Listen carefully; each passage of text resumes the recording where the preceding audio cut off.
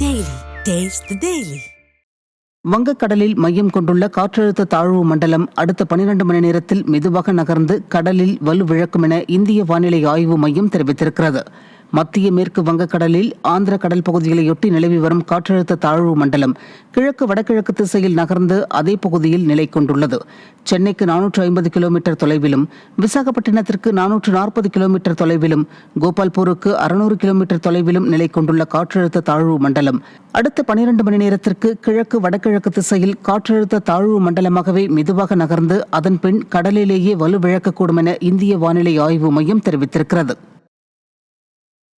திமுக அமைச்சர் செந்தில் பாலாஜிக்கு எதிராக இருக்கும் வழக்கு விவரங்களை பதில் மனுவாக தாக்கல் செய்ய வேண்டும் என தமிழ்நாடு அரசுக்கு உச்சநீதிமன்றம் உத்தரவிட்டுள்ளது. போக்குவரத்து கழகத்தில் வேலை வாங்கும் சூலூர் முத்துக்கவுண்டம்புதூர் ஊராட்சிக்கு ISO தர சான்றிதழ் வழங்கப்பட்டது. தமிழகத்தில் சிறப்பாக செயல்பட்டு வரும் ஊராட்சிகளுக்கு ISO தர சான்றிதழ் வழங்கப்பட்டு வருகிறது. இந்நிலையில் முத்துக்கவுண்டம்புதூர் ஊராட்சிக்கு ISO சான்றிதழ் பெற தகுதி உள்ள ஊராட்சியாக தற்போது தேர்ந்தெடுக்கப்பட்டுள்ளது. மேலும் இந்த ISO தர சான்றிதழை சூலூர் வட்டார கிராம ஊராட்சி அலுவலர் மற்றும் வட்டார வளர்ச்சி அலுவலர் ஆகியோர் முத்துக்கவுண்டம்புதூர் ஊராட்சி தலைவர் VP கந்தவேலிடம் வழங்கினர். இந்த நிகழ்ச்சியில் அதிமுக சட்டமன்ற உறுப்பினர் VP கந்தசாமி உள்ளிட்ட கழக நிர்வாகிகள் உடனிருந்தனர். காஞ்சிபுரத்தில் உள்ள காமாட்சி அம்மன் கோவிலில் தங்கத்தேர் பவனி வெகு விமரிசையாக நடைபெற்றது. தங்கத்தேர் உற்சவத்தையொட்டி காமாட்சி அம்மனுக்கு சிறப்பு அபிஷேக ஆராதனைகள் செய்யப்பட்டது. தொடர்ந்து லட்சுமி சரஸ்வதி தேவிகளுடன் சிறப்பு அலங்காரத்தில் மின் விளக்குகளால் அலங்கரிக்கப்பட்ட தங்கத்தேரில் எழுந்தருளி அம்மன் பக்தர்களுக்கு காட்சியளித்தார். இதில் திரளான பக்தர்கள் கலந்து கொண்டு தங்கத்தேரினை வடம் பிடித்து இழுத்து சுவாமி தரிசனம் செய்தனர்.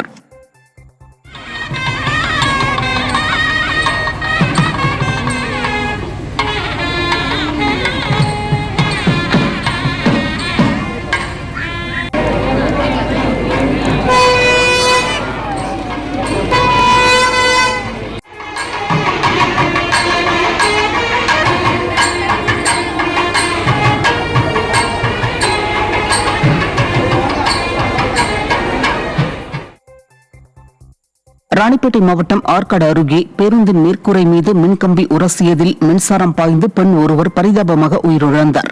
திருப்பத்தூர் மாவட்டம் வெங்கடாபுரம் பகுதியைச் சேர்ந்த 40க்கும் மேற்பட்ட பக்தர்கள் மேல்மருவத்தூர் ஆதிபராசக்தி கோவிலுக்கு பேருந்தில் சென்று கொண்டிருந்தனர்.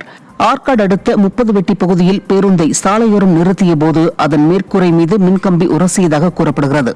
அப்போது பேருந்திலிருந்து இறங்க கம்பியை பிடித்த அகல்யா என்ற இளம்பெண் மீது மின்சாரம் பாய்ந்ததில் அவர் பரிதாபமாக உயிரிழந்தார். துறை சார்ந்த அமைச்சரின் ஜாமீனிலேயே கவனம் செலுத்திய ஸ்டாலின் அரசு மின்கம்பிகளை சரிவர பராமரிக்காததே உயிரிழப்பிற்கு காரணம் என மக்கள் குற்றம் சாட்டுகின்றனர். திண்டுக்கல் மாவட்டம் பழனி அருகே நிதி நிறுவன அதிபர் வீட்டில் வருமான வரித்துறையினர் கணக்கில் வராத பணம், நகை, ஆவணங்களை கைப்பற்றினர். சத்திரப்பட்டியைச் சேர்ந்த செந்தில்குமார் மனைவி கன்யாவதியுடன் இணைந்து 2017ஆம் ஆண்டு முதல் Royal Chit Funds India Private Limited என்ற பெயரில் நிதி நிறுவனம் நடத்தி வருகிறார். அவர் சமீபத்தில் உடுமலைப்பேட்டையில் ராயல் கார்டன் என்ற வீட்டுமனை விற்பனை வளாகத்தையும் திறந்துள்ளார். இந்த நிலையில் வருமான வரித்துறையினர் செந்தில்குமாரின் வீடு மற்றும் அலுவலகத்தில் 3 நாட்களாக நடத்திய சோதனையில் கணக்கில் வராத நகை, பணம், சொத்து ஆவணங்கள் கைப்பற்றப்பட்டுள்ளதாக தெரிவிக்கப்பட்டுள்ளது. திண்டுக்கல் மாவட்டத்தில் அதிக மழை பெய்தும் திறனற்ற திமுக அரசு முறையாக குளங்கள், கண்மாய்கள்